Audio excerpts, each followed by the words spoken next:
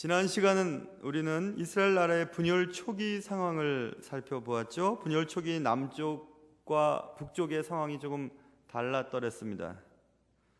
하나님께서는 남쪽 사람들에게는 북쪽 사람들과 전투를 벌이지 말라고 말씀하셨죠. 그래서 지난 시간 우리의 설교의 제목은 싸우지 말라였습니다. 분열 초기 북쪽은 비슷한 예배를 만들어서 하나님의 뜻을 거스리는 내용들이 나왔었습니다. 남쪽은 물리적인 힘을 잃어버렸고 북쪽은 영적인 힘을 잃었습니다. 남쪽 그리고 북쪽의 분열은 결국 이스라엘 모두에게 큰 손실을 가져다 주는 결과를 초래하게 됩니다. 오늘 본문은 비슷한 예배를 만들어서 하나님을 불쾌하게 만들었던 여로보암에게 경고하시는 한 가지 사인을, 징조를 보여주고 있습니다. 사실은 가만히 본문을 살펴보면 두 개의 징조가 나오죠. 그 징조를 통해서 하나님께서 무엇을 말씀하고 싶어 하시는지 그것을 살펴보는 것이 오늘 설교의 주제입니다. 그래서 오늘 설교의 제목을 징조라고 달았습니다. 징조. 오늘 본문, 우리가 읽은 본문을 가만히 들여다보시면 징조라고 하는 단어가 3번 연거푸 나오고 있죠. 3절에 그날에 그가 징조를 들어 이르되 이는 여호와께서 말씀하신 징조라. 그리고 또 5절에도 하나님의 사람이 여호와의 말씀으로 보인 징조대로 이렇게 나와 있고요.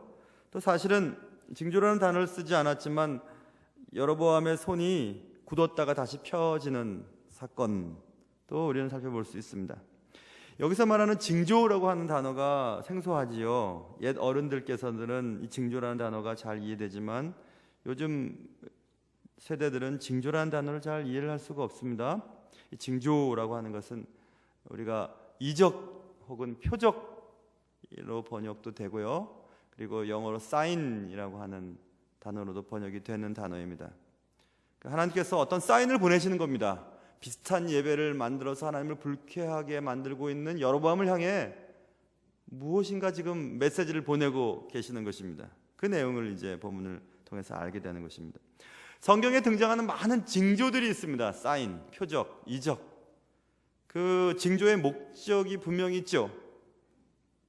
다양한 목적들이 있을 수 있습니다. 하나님이 징조를 통해서 그 시대의 사람들에게 무엇을 알려주기를 원하시는 것이 있거든요. 그런데 그런 다양한 목적들 가운데 하나는 하나님의 주권과 하나님의 위대함을 사람들에게 드러내기 위한 도구로 이적을 사용하실 때가 있으십니다. 하나님께서 이적을 통해, 징조를 통해 하나님의 위대함을 드러내는 목적이 또 있죠. 궁극적인 목적은 위대하신 하나님을 떠난 자들에게 위대한 하나님을 드러내면서 다시 하나님께로 돌이키려고 하는 그런 궁극적인 목적이 이적이라고 하는 것에 들어 있습니다. 징조라고 하는 것에. 여로보암이 북쪽을 이제 잘라져 나가서 북쪽의 왕이 되지 않습니까? 그런데 여로보암이 북쪽을 차지하기 전에 하나님께서는 여로보암에게 이런 약속을 하셨더랬습니다. 열왕기상 11장 58절 우리가 이미 살펴보았지만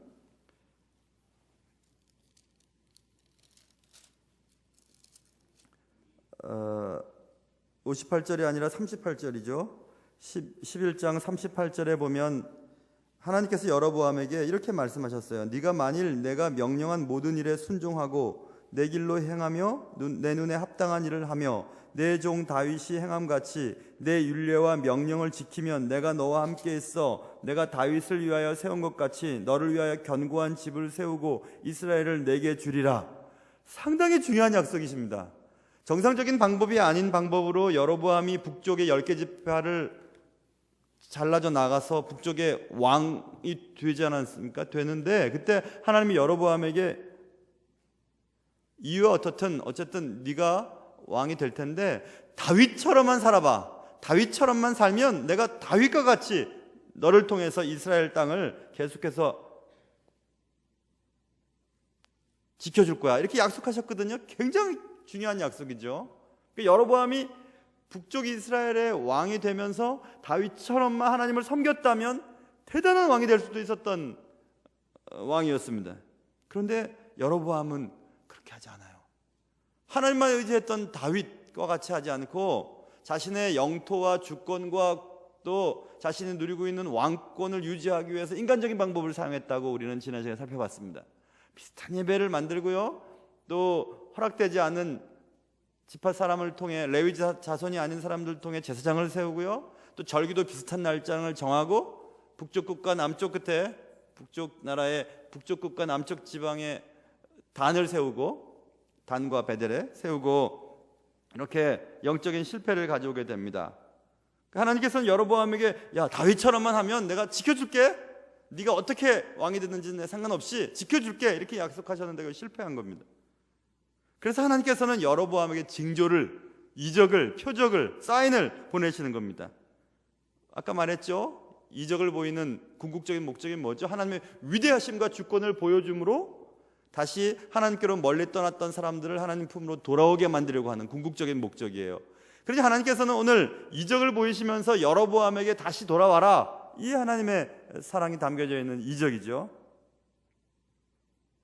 그 이적은 이런 것이었습니다. 오늘 본문 우리가 읽어서 자세히 눈에 들어오지는 않겠지만 하나님의 사람을 보내시는 겁니다. 여로보암이 제단 곁에 서서 분향할 때, 그 제단은 우리가 지난 시간에 살펴본 것처럼 12장 보면은 베델과 단에 제단을 만들어 놓고 금송아지를 만들어 놓고 거기서 제단을 쌓으면서 하나님 대신 섬기는 그런 제단을 말하는 것입니다. 그러니 13장 우리가 읽은 1절에서 베델에 이르러 여로보암이 제단 곁에 서서 분향하는 것은 하나님을 찬양하는 게 아니라 금송아지에게 지금 예배드리고 있는 겁니다. 그때 하나님의 사람이 제단을 향해서 얘기하는 겁니다.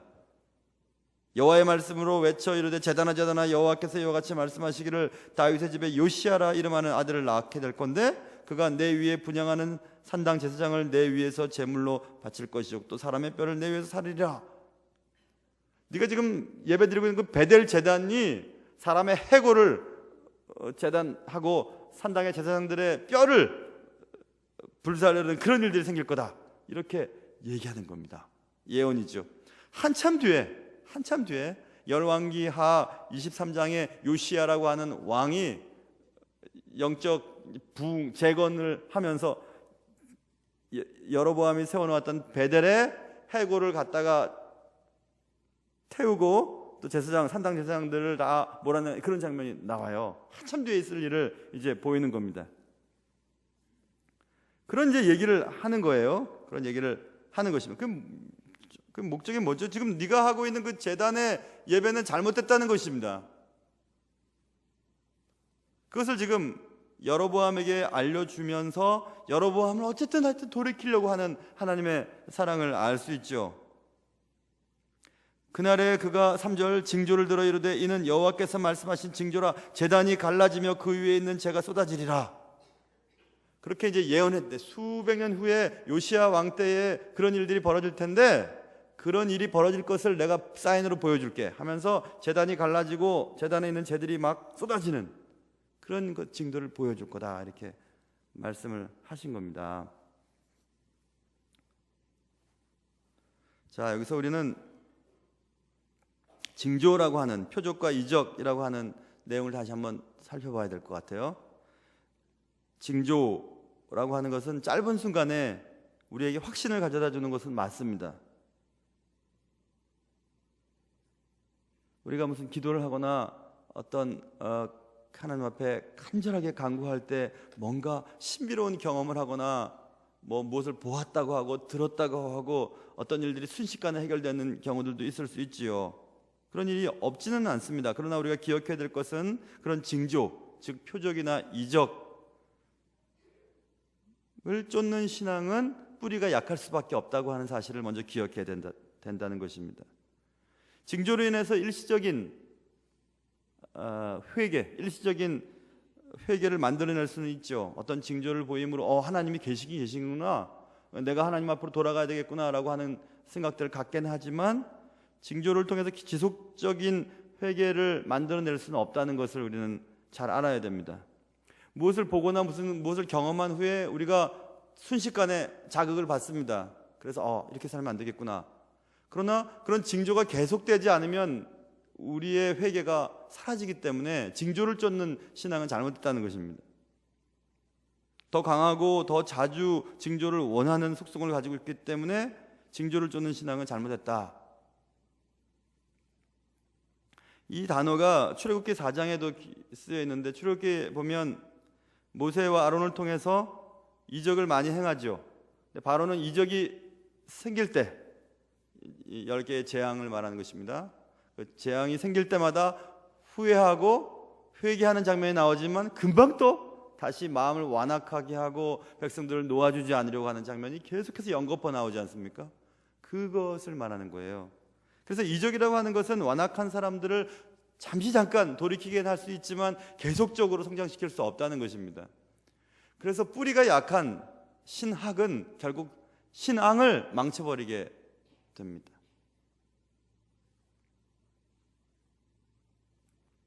그리스도인의 윤리에 대한 부분이 오늘날의 많은 사람들, 믿지 않는 사람들에게 나쁜 방식으로 회자되지요. 그래서 기독교라고 하는 단어도 잘못 막 이상한 방식으로 말을 하고 하는데, 그런 도덕적인 타락, 기독교인의 윤리의 수준에 낙후된 모습들이 어디서 온 걸까요? 그건 단지 우리가 잘못 살았기 때문이 아니라 신학이 잘못됐기 때문에 그래요.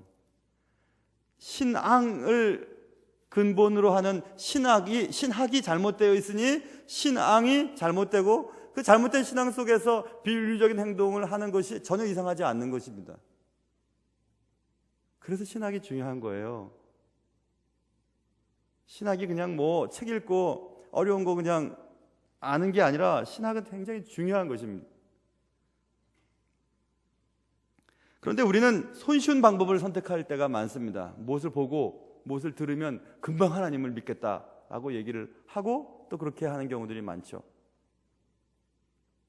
한참 저 중고등학교 때는 방언에 대해서 어느 큰 교회가 그냥 방언 받지 못하면 마치 구원에 이르지 못한다는 것처럼 강조를 하는 바람에 방언 학교도 생기고 방언을 연습하는 일들도 생겼죠. 방언이 없이도 하나님 잘 믿을 수 있죠. 우리가 보지 못하고 느끼지 못하고 대단한 일들을 경험하지 못했어도 말씀 중심으로 신앙생활을 하는 자는 흔들리지가 않습니다. 고린도전서 1장에 바울이 유대인은 표적을 구하고 헬라인은 지혜를 찾으나 우리는 십자가에 못 박힌 그리스도를 전하니 유대인에게는 꺼리끼는 것이요 이방인에게는 미련한 것이로되 오직 부르심을 받은 자들에게는 유대인이나 헬라인이나 그리스도는 하나님의 능력이요 하나님의 지혜니라, 이렇게 말하고 있습니다. 표적도 구하고 어떤 것은 심오한 어떤 철학적인 내용들을 찾지만 우리는 사람들이 미련하게 생각하는 것, 십자가를 전한다, 십자가가 하나님 능력이기 때문이다, 이렇게 말하고 있죠. 사람들은 전통적으로 계속해서 표적을 원했습니다. 예수님 계실 때도 서기관과 바리새인 중 몇 사람이 말하되 선생님이여 우리에게 표적 보여주시기를 원하나이다.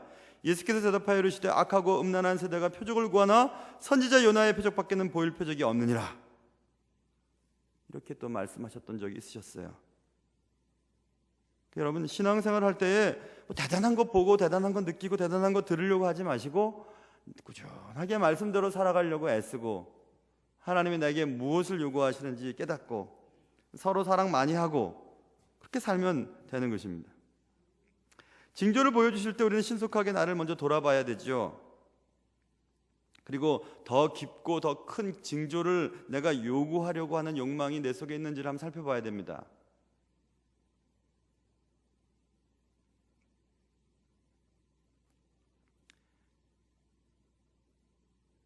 내 삶에 하나님이 보내신 징조가 있을 때 일시적인 후회에서 끝나는 것이 아니라 계속적인 돌이킴까지 가야 되는 것입니다.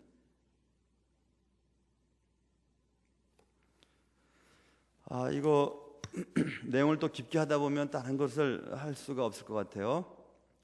그리고 이제 좀 넘어가 보면, 그래서 이제 징조가 보일 것이다 이렇게 얘기를 했는데 그 말을 듣고 있던 여로보암 왕이 못 듣는 거죠. 들을 수가 없었던 것입니다. 그래서 4절 보세요. 여로보암 왕이 하나님의 사람이 베델에 있는 제단을 향하여 외쳐 말함을 들을 때에 제단이 무너질 거다 막 이렇게 얘기하고 갈라질 거다, 앞으로 다윗의 집에서 요시아라고 하는 왕이 일어나서 네가 만든 이 제단에 막 해골을 갖다 태우고 막 그럴 거다, 이런 얘기를 들었을 때 얼마나 그랬겠어요. 백성들 앞에서 자신이 만들어 놓은 금송아지 앞에 막 절을 하고 예배를 드리면서 니들 내려갈 필요 없어, 예루살렘까지 여기가 우리의 신이야 막 하고서 자기가 본을 보이려고 하는데 그런 소리를 하니까 얼마나 황당했겠어요. 그렇죠? 그러니까 큰 소리를 치면서 얘기합니다. 4절, 제단을 향해서 외쳐 말함을 등에 때 제단에서 손을 펴며 그를 잡아라 이렇게 합니다. 저놈 잡아라 이렇게 했죠. 그죠? 저놈 잡아라 그랬겠죠. 그렇게 하면서 그냥 손을 피면서 저놈 잡아라 이렇게 얘기를 했겠죠. 그랬는데 하더라, 그를 향하여 편 손이 말라 다시 거두지 못하며. 저놈 잡아라 했는데 이 팔이 굳어진 겁니다. 다시 거둘 수가 없었어요. 마비가 된 거죠. 저놈 잡아라 이렇게 된 거예요. 백성들이 얼마나 놀랐겠어요. 자기는 또 얼마나 놀랐겠습니까? 손이 말랐다 이렇게 나와있죠. 성경에서 손은요, 전통적으로 권력, 힘, 능력을 상징합니다. 그래서 그 손이 말랐다고 하는 것은 그가 가진 권력과 능력과 힘이 상실됐다는 것을 표현하는 거거든요. 그러니까 지금 하나님께서는 여로보암의 손을 말려버리십니다. 여로보암의 권력과 능력과 힘을 많은 백성들이 보는 앞에서 말려버리는 것입니다. 아무것도 아닌 것이 이렇게. 그의 손이 말랐을 때에 여로보암이 얼마나 놀랐을까 한번 생각해 보세요. 저는 조금 경험을 해본 적이 있어요. 그 손가락을 한번 다친 적이 있었었는데요. 손가락이 거의 끊어졌었습니다. 왼쪽 중지 손가락이 신경만 남기고 다 끊어졌었어요. 딱 끊어지는 것을 딱 보는 순간, 야, 나 평생 이렇게 이제 장애를 지닌 채 살아야 되겠구나, 되는가 보다, 이런 생각을 언뜻 하게 됐고, 야, 내가 좋아하는 기타 치면서 찬양하는 것도 못하겠네. 타이핑을 해서 레포트를 제출해야 되는데 어떻게 하지 앞으로? 뭐 그런 생각들이 막 순식간에 확 지나가는 것을 느낄 수 있었습니다. 짧은 순간이었지만 손가락에 다치는 그 순간 속에서 제 어떤 심리적인 상태는 영어에서 패닉이라고 하는 거 있잖아요. 약간 뭐 정신이 나가는, 이거 어떻게 이런 문제를 해결이 될까, 이런 생각을 잠시 했던 적이 있었습니다. 그런 경험이 있었습니다. 지금 여로보암은 저놈 잡아라 하고 손을 펴고 있는데 그 손이 마비가 돼서 다시 자기가 거두지를 못하는 그런 순간이 된 겁니다. 얼마나 놀랐겠어요. 거의 패닉 상태였겠죠. 저놈 잡아라, 저 가만두지 마라 라고 할 때 이 손이 권력과 힘과 능력을 상징하는 도구로 이 손이 사용되는데 그것이 말라버렸습니다. 굳어져 버렸습니다. 마비돼 버렸습니다. 그러면서 이 권위와 능력과 힘을 상징하는 이것이 말라지는 것을 보면서 여로보암 자신과 백성들은 여로보암이 가진 권위가 하나님의 말씀 앞에서 아무것도 아닌 것을 많은 사람들이 보게 되는 것입니다. 하나님의 뜻을 거스르며 손을 뻗치고 있는 왕의 권세가 하나님의 권능 앞에서는 아무것도 아니라는 사실을 매우 드라마틱하게 보여주는 사건이죠.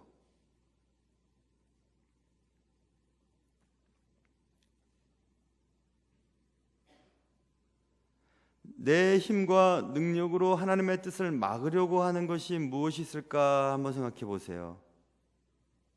하나님의 크신 권능 아래 나의 실제 모습이 어떤지를 잊어버리는 순간 우리는 우리의 힘을 가지고 하나님의 크신 권능을 막아보려고 하는 못된 짓을 할 때가 있습니다.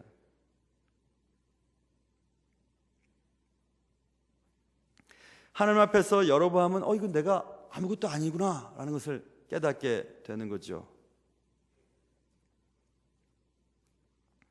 하나님의 뜻을 거스르려고 했던 손이 하나님의 뜻을 알아내려고 하는 손으로 바뀔 수만 있다면 얼마나 좋을까, 이런 생각을 해봅니다. 손, 들려있는 손은 신약으로 넘어가 보면 디모데 전서에 이런 내용을 여러분 기억하세요? 그러므로 각 처에서 남자들이 분노와 다툼이 없이 거룩한 손을 들어 기도하기를 원하노라, 이렇게 바울이 얘기하고 있습니다. 똑같은 손이지만 그 손은 하나님의 뜻을 거스르는 데도 사용될 수도 있고 하나님의 뜻을 찾는 일에도 이 손이 사용될 수가 있죠. 손뿐만 아닙니다.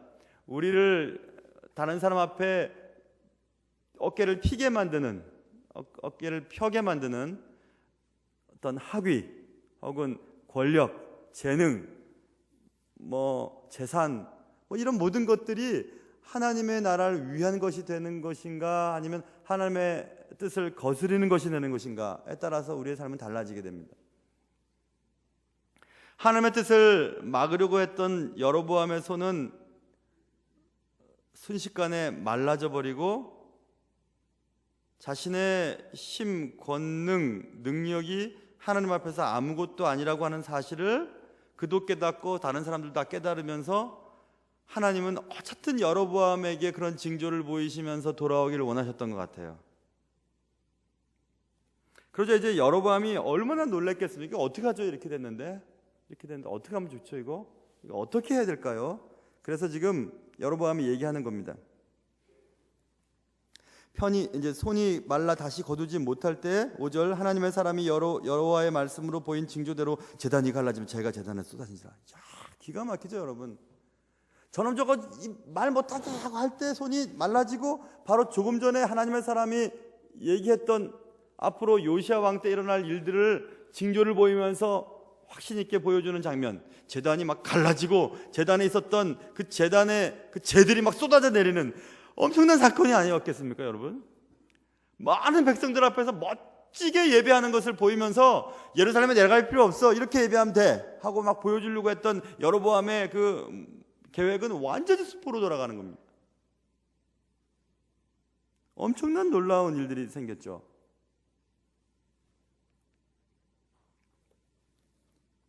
저희 사촌 누님이 결혼식 때 말이에요. 결혼식 때 얼마나 좋은 날이에요.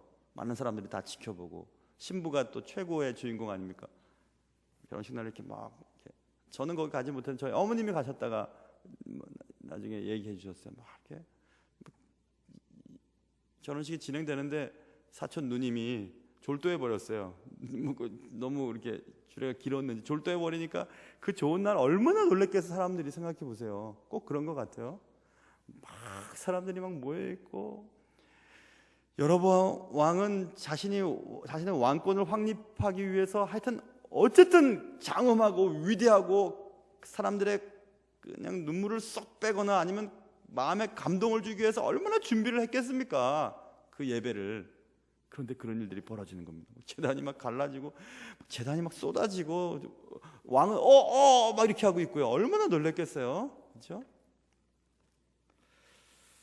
그러자 이제 왕이 정신이 돌아오는 겁니다. 6절 보세요. 왕이 하나님의 사람에게 말하 이르되 청하건대 너는 나를 위하여 내 하나님 여호와께 은혜를 구하여 내 손이 다시 성하게 기도해 달라. 하나님의 사람이 여호와께 은혜를 구하니 왕의 손이 다시 성하도록 전과 같이 되니라. 이렇게 왕이 얘기하는 거예요. 제발 좀 이 손 좀 돌아오게 해달라고 하나님께 기도해 달라고. 여기서도 여로보암이 단지 지금 자기에게 닥친 문제를 빨리 해결하려고 하는 거에서만 급급하지 자신의 권력보다 더 높은 그리고 모든 것의 주인이신 하나님에 대한 의식은 없었다는 것을 알 수 있어요. 만약 여로보암이 북쪽 임금이 되기 전에 아까 읽었던 11장 38절 내용처럼 야 네가 다윗처럼 그렇게만 살면 너의 나라를 내가 지켜줄게 걱정하지 마 이렇게 말씀하셨던 하나님이셨거든요. 그죠? 그리고 지금 하나님의 능력이 지금 눈에 보이고 있습니다. 그럴 때 이 여로보암은 뻣뻣한 손을 어쨌든 붙잡고라도 하나님 앞에 엎드렸었어야죠. 근데 이 여로보암이 하는 행동을 보세요. 그 하나님의 사람에게 제발 좀 부탁인데 네 하나님 여호와께 은혜를 구하여 내 손이 다시 돌아오게 기도해줘 이렇게 얘기합니다. 참 안 됐죠, 여러분. 얼마 전까지 여로보암에게 그 나라를 주실 때 하나님이 직접 말씀하시고 약속하시고 또 은혜 주셨던 그건 다 잊어버렸어요. 하나님의 사람에게 네 하나님께 기도해서 내 손을 좀 돌아오게 해줘, 이렇게 얘기합니다. 네 하나님 여호와. 그러니까 여로보암이 지금 하나님을 어떻게 믿고 있는지가 금방 드러나는 단어예요. 그렇죠? 나의 하나님 여호와, 하나님 잘못했어요. 다윗처럼 그렇게 살게요. 내 힘으로 내 백성을 지키려고 하지 않을게요. 하나님께 예배드리러 가도록 할게요. 그것 가지고 뭐 나라가 무너지지는 않는다는 거 믿을게요. 하나님이 주신 거 믿겠습니다. 이렇게 했었어야지, 그죠? 그러니까 자기 힘으로 지키려고 하면 안 됩니다. 어쨌든 안 되는 거예요.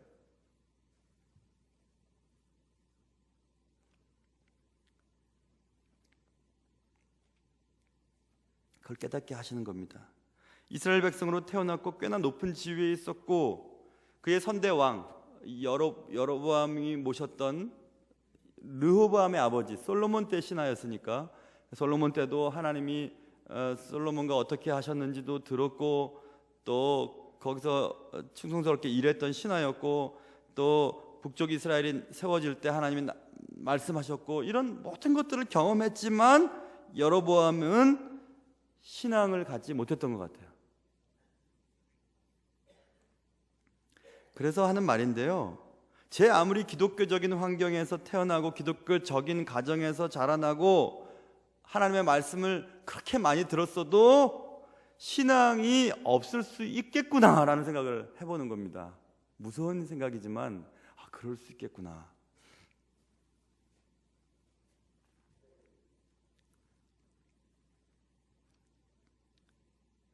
신앙은 저절로 생겨나는 것이 아님을 알게 해주죠.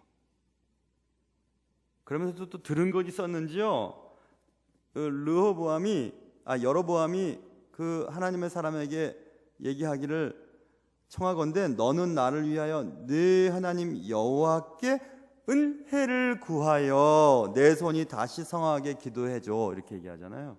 은혜라는 말을 또 씁니다. 기독교적인 용어를 안다고 해서 그가 신앙인이라고 얘기할 수 없다는 것을 또 알 수 있죠. 은혜를 구해서 내 손이 돌아오게 기도해줘, 이렇게 얘기하죠. 은혜, 이런 말을 써요. 제 아무리 멋진 기도를 한다 해도, 멋진 기독교적인 용어를 사용한다 해도 신앙이 없을 수도 있겠구나라는 것을 생각해 볼 수 있습니다. 여로보암은 이스라엘의 하나님이 나의 하나님이 되지 못한 사람을 보여주고 있죠. 자신의 문제에 대해서 자기 스스로도 하나님께 직접 기도조차 하지 못하고 있는 불신앙인의 모습을 보여주고 있습니다.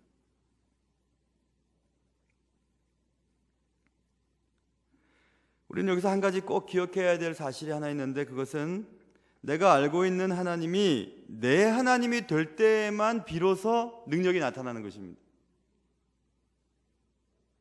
만군의 주 만유의 하나님이 나의 하나님이 될 때 비로소 하나님의 자녀답게 살 수 있는 것입니다. 아주 급하고 위급한 순간에 여로보암 왕은 하나님을 찾지만 하나님을 나의 하나님으로 찾지 않아요. 말라버린 손 다시 접히게 하는 데만 하나님을 찾죠.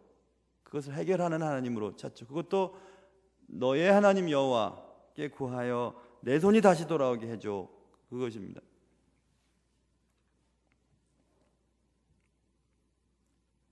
그래서 이제 하나님의 사람이 여호와께 은혜를 구하니, 6절이죠. 여호와께 은혜를 구하니 왕의 손이 다시 성하도록 전과 같이 되니라, 이렇게 되어 있습니다. 은혜를 구하니, 이 본문에서 우리가 알 수 있는 사실은 회복이라고 하는 것, 말랐던 손이 다시 접혀지고 다시 성하게 돌아오는 이것이 은혜로만 가능한 것이구나, 그것도 알 수 있죠. 은혜만이 이것을 회복시킬 수 있는 거구나. 그래서 우리는 굉장히 많이 적용할 수 있어요. 정상적으로 사용되어져야 될 손이에요. 그리고 정상적으로 움직여야 될 힘이에요. 능력이에요. 권력이에요. 모든 것이 정상적이어야만 되는데 그것이 굳어져 버렸어요. 안 되는 거예요. 근데 그것이 원래처럼 움직이고 원래처럼 힘을 내고 능력을 발휘할 수 있도록 할 수 있는 건 은혜밖에 안 되는 겁니다. 은혜만이 그것을 가능케 해요. 역시 여러분의 삶 속에 되돌리고 싶은 것이 있으십니까? 되돌리고 싶다. 예전처럼 그렇게 됐으면 좋겠는데, 회복되고 싶다, 전과 같이 되고 싶다 라고 생각하시는 분이 계시다면 그게 뭐가 되든지 은혜를 구해야 돼요. 하나님 은혜를 주세요. 구해야 됩니다.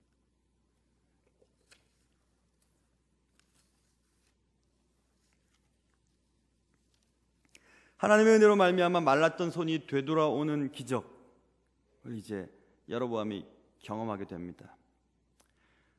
하나님의 은혜로 말미암아 틀어졌던 인간관계도 하나님이 은혜 주시면 회복될 수 있어요. 나락으로 떨어졌던 사업도 하나님이 은혜 주시면 회복될 수 있습니다. 절망스럽던 건강도 하나님이 은혜 주시면 회복될 수 있습니다. 하나님이 은혜를 주시기만 하면 여러분과 저의 모든 삶이 회복될 수 있습니다. 그러니 나의 하나님께, 나의 여호와 하나님께 은혜를 날마다 간구하는 여러분 되시기를 주님의 이름으로 축원합니다. 또 한 가지는 이제 7절 한번 한번 읽어주시겠어요? 7절 한번 읽어보세요. 7절 시작.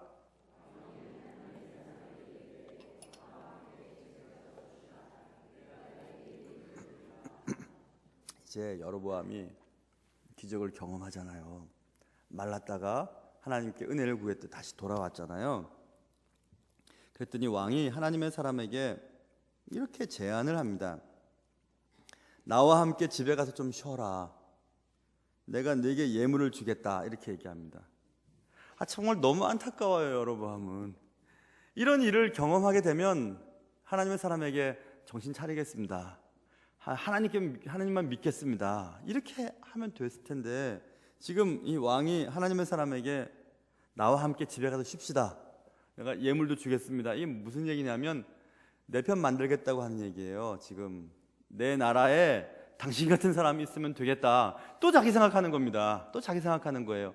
하나님의 사람을 사용해서 자신의 왕권을 계속해서 유지해 보려고 하는 그런 모습이 또 본문에 보여지고 있죠. 참 여로보암이 안타깝습니다. 안타까워요. 나와 함께 집에 갑시다. 그리고 돈도 줄게요. 이렇게 얘기하는 겁니다. 이 하나님의 사람은 이름도 기록되어 있지 않은 이 하나님의 사람은 왕과 함께 왕의 집에 있고 왕과 함께 살고 또 왕이 주는 재물을 받아서 살면은 뭐 재밌고 편안하게 살 수 있겠죠. 근데 진실한 하나님의 사람은 그런 거 신경도 안 씁니다.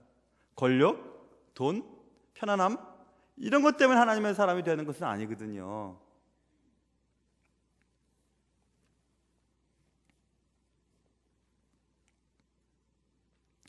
그래서 하나님은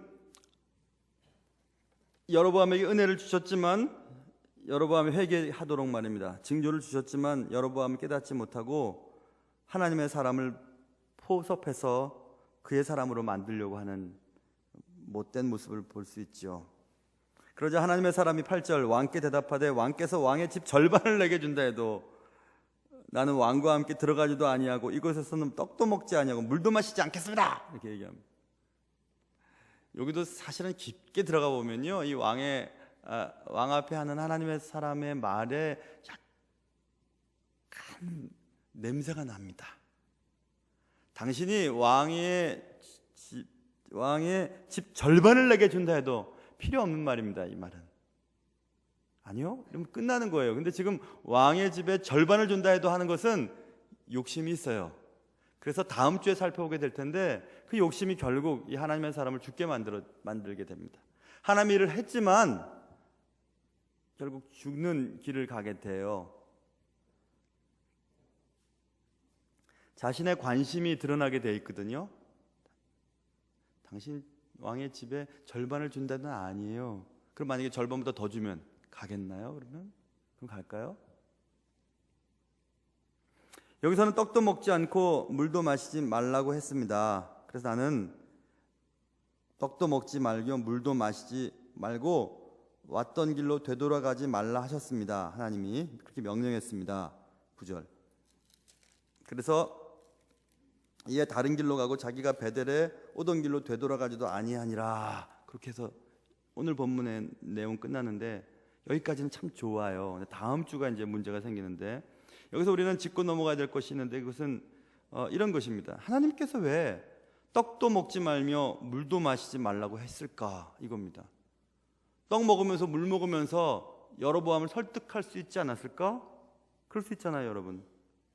얘기하면서 당신 그러면 안 됩니다. 봤죠? 하나님이 위대한 분이십니다. 당신 지금 또 잘못하면 말이에요, 목도 굳게 만들 수 있어요. 그러니까 조심해야 됩니다. 빨리 회개합시다. 이렇게 하면 될 것 같은데 그렇게 하지도 말라고 주님 말씀하셨어요. 할 것만 딱 하고 그냥 나오라는 것입니다. 이상하죠? 하나님은 크신 사랑을 가지신 사랑이시죠. 그 어떤 죄인을 품기에도 넉넉했던 가슴을 가지신 분이 하나님이셨습니다. 하나님 강도를 용서하셨고 불륜의 여인도 용서하셨죠. 예수님은 세리와도 식사를 하셨고 자신을 찌르고 못 박아 죽인 사람까지도 용서해 주셨습니다. 그런데 오늘 본문에서는 하나님의 성품과는 좀 달라 보이는 경향을 보이고 있죠. 명령을 하셨습니다. 떡도 먹지 말고 물도 마시지 마. 교제하지 말라는 겁니다. 우리가 놓치지 말아야 될 것은, 여러분, 우리가 하나님의 사랑이라고 하는 것을 가지고 우상 숭배자, 그러니까 이단과 교제하는 것을 하나님 싫어하십니다. 왜냐하면 이단과의 교제는 그것은 우리가 감당할 수 있는 부분이 아니에요. 막 이단들이 와서 막 열심히 막 나눠주고 그러면 우리가 그분들 말하면서 떡 먹으면서 물 떠다 주면서 막 얘기하면서 그들을 어떻게 할 수 있을 것 같지요? 안 됩니다. 그거 못해요. 그게 사랑이 아닙니다. 그건 오히려 사랑이라고 하는 것은 이단과 교제하지 않는 게 사랑이에요. 나이가 많이 들었는데 사람이 없어요. 그런데 참 좋은 신랑감이나 신부감이 생겼어요. 다 좋은데 우리 예수 믿는 사람들 하나, 교회를 안 다녀요. 그럼 우리는 사명감에 불타지요. 내가 순교하는 마음으로 시집가서 온 시댁 식구들을 다 전도하고야 말 거야. 언제나 똑같은 생각을 합니다. 그리고 가가지고 진짜 고생을 하고 눈물 흘리고 살아야 되냐 말아야 되냐 이렇게 얘기를 하고 그렇죠. 언제나 그렇습니다. 언제나. 자기 자신을 과하게 생각하지 마세요.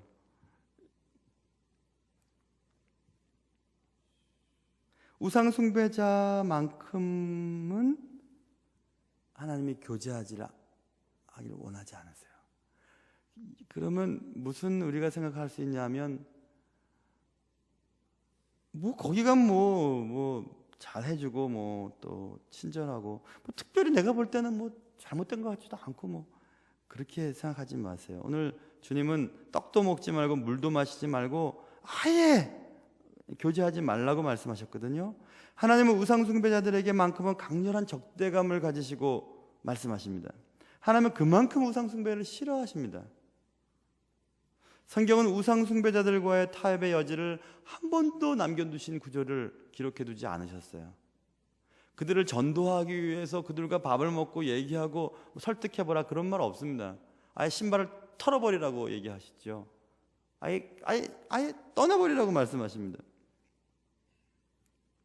고린도전서 5장 이제 내가 너에게 쓴 것은 만일 어떤 형제라 일컫는 자가 우리 형제예요 하면서 막 그런 사람이 음행하거나 탐욕을 부리거나 우상 숭배를 하거나 모욕하거나 술 취하거나 속여 빼앗거든 사귀지도 말고 그런 자와는 함께 먹지도 말라 이렇게 고린도전서도 말씀하고 있어요. 데살로니가 후서에도 형제들아 우리 주 예수 그리스도의 이름으로 너희를 명하노니 게으르게 행하고 우리에게서 받은 전통대로 행하지 아니하는 모든 형제에게서 떠나라 이렇게 말씀합니다. 누가 이 편지에 한 우리말을 순종하지 아니하거든 그 사람을 지목하여 사귀지도 말고 그로 하여금 부끄럽게 하라. 그 외에도 너무 많은 구절들이 있습니다. 진리에서 떠난 자, 우상숭배하는 자는 떠나버리라는 겁니다. 사귀지 말라는 겁니다. 우상숭배는 타협할 수 있는 성질의 것이 아니에요. 우상숭배는 집안을 망하게 하고 가정을 해체시켜버립니다. 완전히 풍비박산을 만들어버립니다. 그러므로 우상숭배에 대한 죄는 철저하게 처리해야 합니다. 제가 마음이 약하거든요. 누구한테 잘 모질게는 못해요. 그래서 걱정이에요. 만약에 우리 교회 계획을 가지고 이단 분들이 들어오셔서 지금 계획적으로 뭘 하고 계시는 분들, 나중에 발각되면 내가 이분들 어떻게 해야 될까 이런 생각이 드는데, 하나님이 저를 아시기 때문에, 모질지 못한 저를 아시기 때문에 기도를 제가 어떻게 하고 있는지 아세요? 계획을 하고 혹시 오신 분들이 말씀을 듣는 가운데 변화받기를 바라요. 완전히 변화받기를 바라요. 그래, 그들이 변화받아가지고 그 이단 그 본고지에 가서 전도했으면 좋겠다 이 생각이 들어요. 난 정말 그랬으면 좋겠어요. 뭐 어떤 교회처럼 발각이 되면 막 잘라내버리고 쫓아내버리고 다 못할 것 같아요. 근데 그렇게 해야 돼요. 이단은. 고린도후서에도 너희는 믿지 않는 자와 멍에를 함께 매지 말라. 의와 불법이 어찌 함께하며 빛과 어둠이 어찌 사귀며 그리스도와 벨리알이 어찌 조화되며 믿는 자와 믿지 않는 자가 어찌 상관하며 하나님의 성전과 우상이 어찌 일치가 되리요. 이렇게 말씀하셨습니다. 안 되는 겁니다. 안 되는 거예요. 로마 시대 때 바울 목사님이 사역할 때, 예전에 우리 교회는 남원 분들이 많이 계시는데, 남원의 춘향이가 누구죠? 사또 이름이 뭐예요? 예? 뭐예요? 누구요? 예? 아니, 사또 이몽룡이 수청 들으라 그래요? 수장이한테? 변학도, 맞아, 변학도죠. 아이 참네. 변학도 수청을 들으라 그랬더니 안 돼요, 안 돼요 하니까 저 여자의 주리를 틀어라. 예, 목에 칼을 꽂잖아요. 그래서 꼼짝도 못하게 하고 막 머리를 풀어헤치고 막 세수도 못하고 눈썹도 못 그리게 하고 막 그러잖아요. 근데 로마 시대 때 그런 벌은요, 죽은 시체를 생사람에다가 묶어 놓는 게 있었어요. 그럼 어떻게 될까요? 생사람이 죽은 사람 때문에 썩어요. 그렇죠? 썩죠?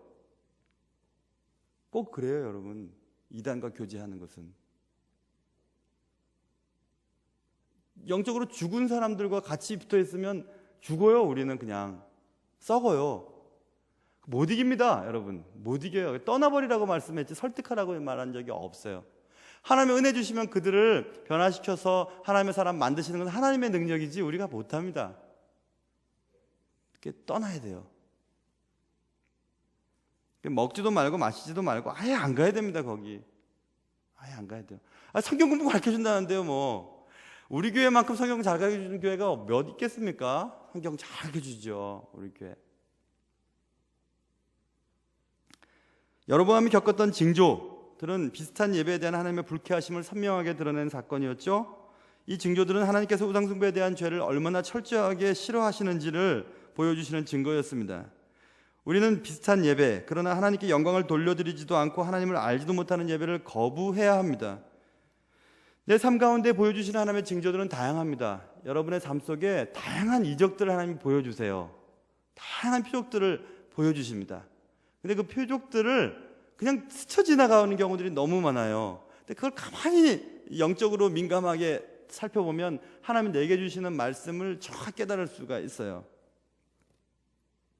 그러니 이틀 전인가요? 그때 너무너무 이제 새벽 찬양대가 생기니까 담임 목사가 돼가지고 아무리 피곤해도 앉아 있어야 되겠더라고요, 새벽에. 그래서 새벽 찬양대 생겨서 제일 피해 본 사람 중에 하나가 접니다. 하루도 못 쉬겠어요. 죽을 만큼 힘들지 않으면. 그런데 딱 너무너무 피곤해서 월요일인가 화요일 날 이렇게 나는 오늘은 절대 내일 절대 새벽에 안 일어나. 왜냐면 저절로 눈 떠지니까 난 절대 안 일어날 거야 나는. 그래서 알람도 다 꺼놓고 난 절대 안 일어나. 물도 안 먹을 거야. 중간에 소변 먹으러도 안 일어나. 소변 먹으러 일어났다가 또 깨면 또 가야 되니까 절대 난 안 일어나. 피곤하니까 절대 안 일어나 하고 잤어요. 근데 제가 정말 오랜만에 침대에서 떨어졌어요. 딱 떨어져서 보니까 또 4시 10분이에요. 그래서 또 왔잖아요. 야, 이럴 수가 있나 진짜 하나님. 그래서 제가 아내한테 얘기를 했잖아요. 침대에서 떨어진 거. 야, 침대에서 떨어질 때 이거 왜 떨어지나 생각했는데 보니까 그렇지. 야, 이놈아 빨리 가. 이렇게 말씀하셨다고 내가 생각해. 그래서 보니까 이게 발자국이 남았던 것 같아요. 옆구리를 그냥 하나님 치셔가지고. 그럴 때 아이 재수없어 하고 그냥 들어 눕는 사람이 있고요. 아, 이거 하나님이 가라 하시나 보다 그렇게 생각하는 사람 있죠. 그게 하나님에 대해서 민감하게 반응하는 사람과 그렇지 못한 사람의 차이예요. 여러분 내일도 침대에서 떨어지면 예배당에 오세요. 기도하겠습니다.